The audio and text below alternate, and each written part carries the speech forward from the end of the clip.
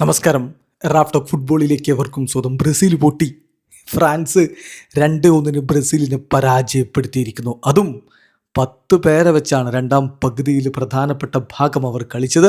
എന്നിട്ടും അവർ ബ്രസീലിനെതിരെ വീണ്ടും ഗോളടിച്ചിട്ടുണ്ടായിരുന്നു. ഏതായാലും 2-1 വിജയമാണ് ഫ്രാൻസ് സ്വന്തമാക്കിയിരിക്കുന്നത്. സൂപ്പർ താരം കിലിയൻ എംബാപ്പെ ഒപ്പം ഹ്യൂഗോ എക്കിറ്റിക്കെ എന്നിവരാണ് ഫ്രാൻസിനായിട്ട് ഗോളടിച്ചത്. ബ്രസീലിൻ്റെ ഗോള് ബ്രമറുടെ വകയായിരുന്നു.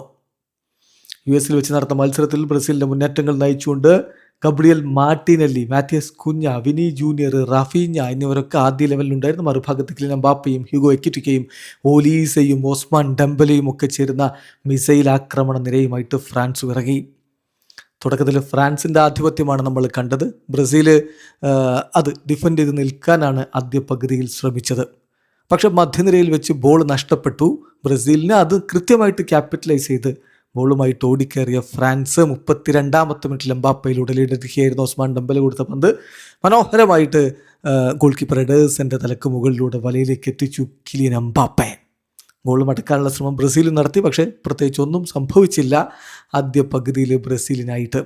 രണ്ടാം പകുതിയിൽ തുടക്കത്തിൽ തന്നെ റഫീഞ്ഞയെ മാറ്റിയിരുന്നു ബ്രസീലിൻ്റെ കോച്ച്. അങ്ങനെ ലൂയിസ് എൻറിക്കെ കളിക്കളത്തിലേക്ക് വന്നു. ആ വരവൊരു വരവായിരുന്നു. ശരിക്കും ഫ്രാൻസിനെ അദ്ദേഹം വന്ന ആദ്യ 5 മിനിറ്റിനുള്ളിൽ തന്നെ ശരിക്കും വലക്കുന്നുണ്ടായിരുന്നു. ഏറ്റവും ഒടുവിൽ 55ാമത്തെ മിനിറ്റിൽ ഡയറ്റ് ഉപ്പമക്കാനൊക്കെ റെഡ് കാർഡ്.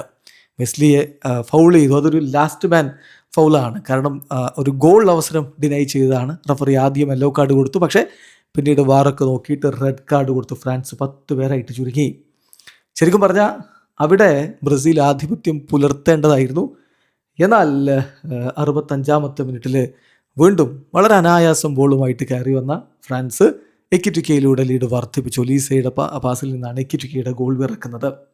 ഇരുഭാഗത്തും മാറ്റങ്ങളുണ്ടായി. മാർട്ടിനെല്ലിക്ക് പകരം ജാവോ പെഡ്രോ ബ്രസീലിനായിട്ട് ഇറങ്ങിയിരുന്നു.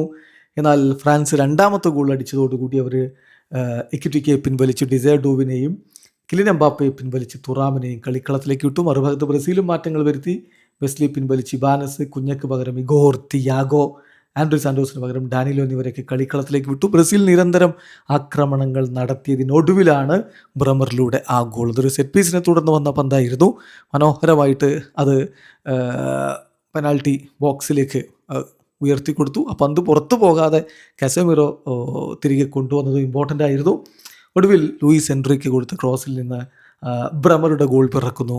1-2 എന്ന രൂപത്തിലേക്ക് കളി മാറുന്നു. ബ്രസീൽ കളി സമനിലയാക്കാൻ വേണ്ടിയിട്ടുള്ള നിരന്തര ശ്രമം പിന്നാലെ നടത്തുന്നു. അതേസമയം ഫ്രാൻസ് ഒരു ഫ്രണ്ട്ലി മത്സരമായിട്ട് പോലും ടൈം വേസ്റ്റിംഗ് ടാക്ടിക്സിലേക്ക് പോയി യെല്ലോ കാർഡുകൾ വാങ്ങുന്ന അവസ്ഥയും കണ്ടു. ഏതായാലും ഒടുവിൽ മത്സരം 90 മിനിറ്റ് പൂർത്തിയാകുമ്പോൾ അവസാന നിമിഷങ്ങളിൽ ലഭിച്ച അവസരങ്ങൾ മുതലെടുക്കാൻ കഴിയാതെ പോയ ബ്രസീൽ 2-1 പരാജയം സമ്മതിക്കുകയായിരുന്നു. വീഡിയോ അവസാനിക്കുന്ന ഫുട്ബോൾ ലോകത്ത് കൂടുതൽ വിശേഷങ്ങളുമായി റാഫ്റ്റോക്സ് എത്താം.